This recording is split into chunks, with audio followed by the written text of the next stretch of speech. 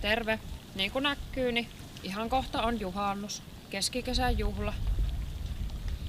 Mökillä ollaan, sauna lämpiää, itikat inissee ja kaikilla on tosi mukavaa.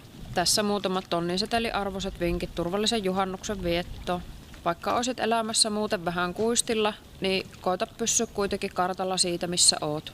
Että jos vaikka sinne mökille pitää apua soittaa, niin ei sitten palokunta tai ensihoito pyöri järvellä ympyrää venneen kanssa siuta etsimässä.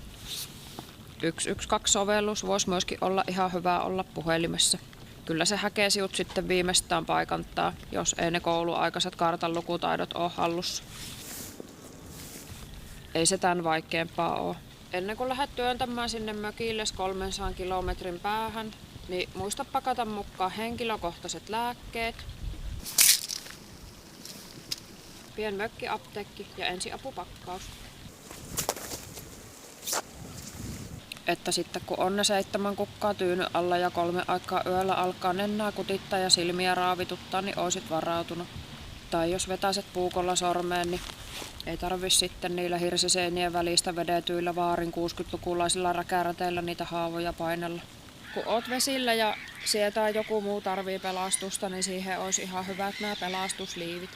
Tai minulla on tämmöiset paukkuliivit. Ne paukahtaa, kun tippuu vetteen. Muista huolta paukkuliivit säännöllisesti. Ja sitten on niitä semmosia kelluntaliivejä, mutta niiden kanssa ei saa sitten olla tajuttomana veessä, kun ne ei käännä siuta ympäri.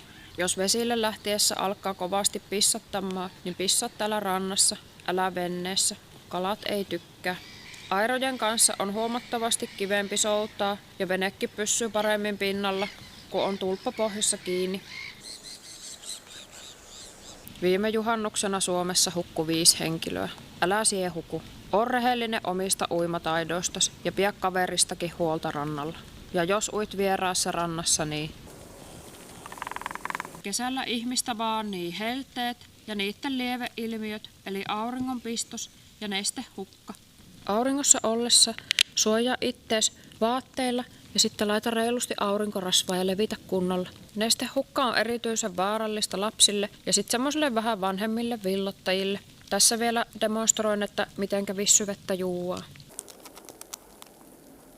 Tosi raikasta. Soitin just äitille ja kerroin, että mille rannalle tulin uimaan. Ja tarkistin, että minun uimakoulusta saatu merenneitomerkki on vielä voimassa. Turvallista juhannusta!